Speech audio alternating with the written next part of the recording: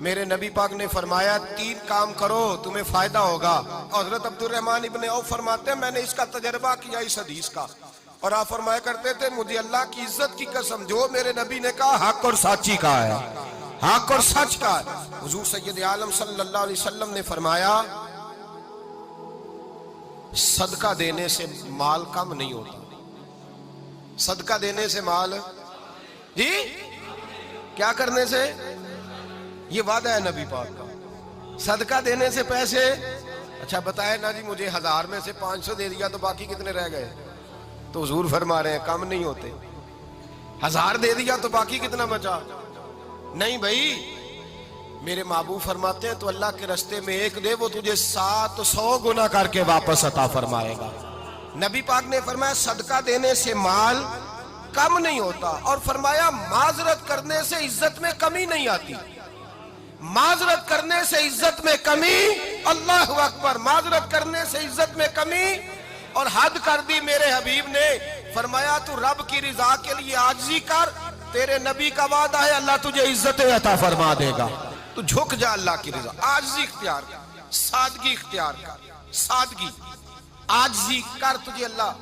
2 باتیں اس میں ارشاد, ایک معذرت کر غلطی ہو جائے, اور دوسرا پہلے عاجزی کی بات سنیں.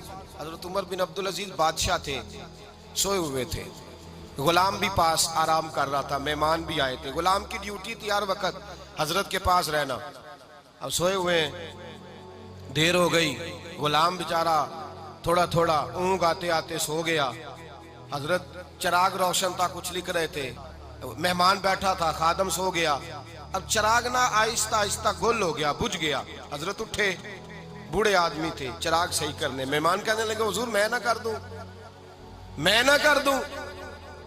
کہنے لگے نہیں تم مہمان ہو, مہمان سے خدمت نہیں لی جاتی. تو اس نے کہا غلام کو جگائیے. فرمانے لگے ابھی تو بیچارہ سویا ہے اور نیند سے بیدار کر دوں. خود گئے, اس میں تیل دوبارہ ڈالا, بتی ٹھیک کی, جلائی, واپس آ گئے. وہ مہمان, اب بادشاہ کا مہمان بھی تو کوئی بادشاہ ہی ہوگا نا. کہنے لگا حضور آپ اپنے کام خود کرتے ہیں, کیا لفظ ہے, کیا حسن ہے, اور 2 جملوں میں کیا تاثیر ہے. آپ فرمانے لگے ہاں میں اپنے کام خود کرتا ہوں. جب میں گیا تھا تب بھی عمر بن عبدالعزیز ہی تھا, اور جب چراغ صحیح کر کے واپس آیا ہوں تو پھر بھی عمر بن عبدالعزیز ہی ہوں. میرے اندر کوئی تبدیلی آئی, میں وہی ہوں جو گیا تھا.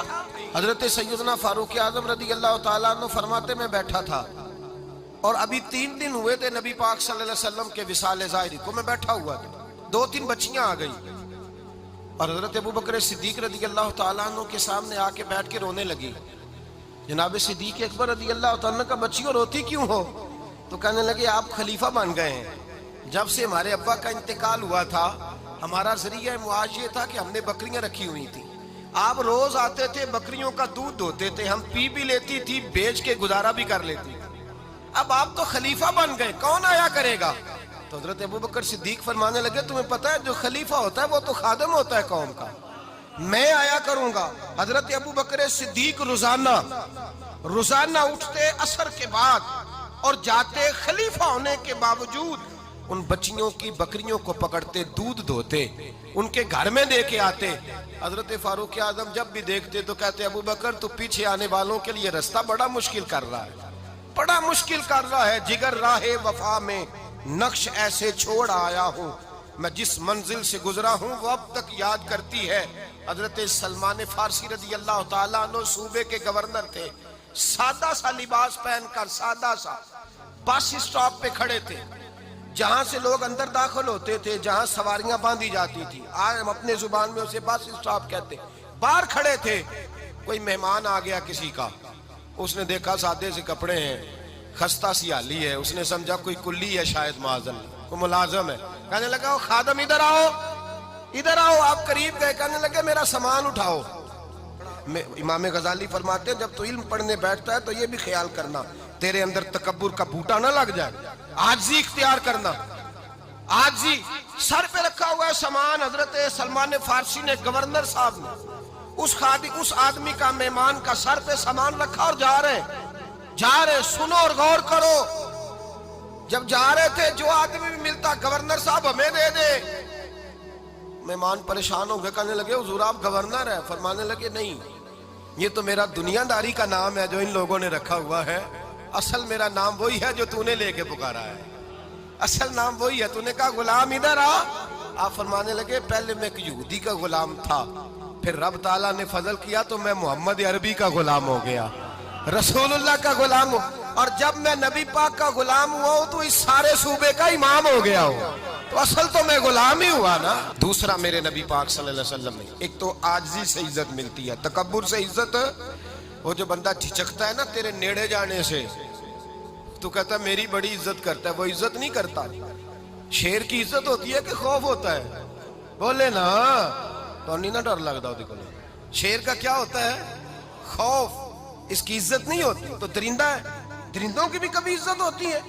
تو جو آدمی ڈنڈے کے زور پر لٹکا کے ڈنڈا اور وہ لوگوں سے عزت کرا رہا، تو بھائی یہ تیری عزت نہیں ہے، تیرا خوف ہے۔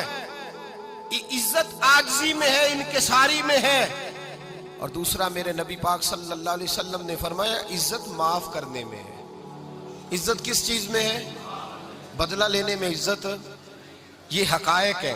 عزت بدلہ لینے، جس نے ایک تھپڑ کے جواب میں 2 مارے وہ باعزت نہیں، بلکہ مسند امام احمد بن حنبل پڑھی، حضرت موسیٰ علیہ السلام کوہ طور پہ کھڑے، میرے رسول پاک علیہ السلام فرماتے ہیں جناب موسیٰ علیہ السلام نے اللہ کی بارگاہ میں عرض کیا، اے اللہ ساری دنیا کہتی ہے ہم عزت والے ہیں، ہم عزت والے، من اعز عبادہ کا یا اللہ، اے اللہ تو بتا تیرے بندوں میں عزت والا کون ہے؟ تو حضرت موسیٰ کہتے ہیں رب کریم نے فرمایا اذا قادرا غفارا، جس کے پاس بدلہ لینے کی طاقت ہو پھر بھی معاف کر دے وہ بڑی عزت والا ہوا کرتا ہے۔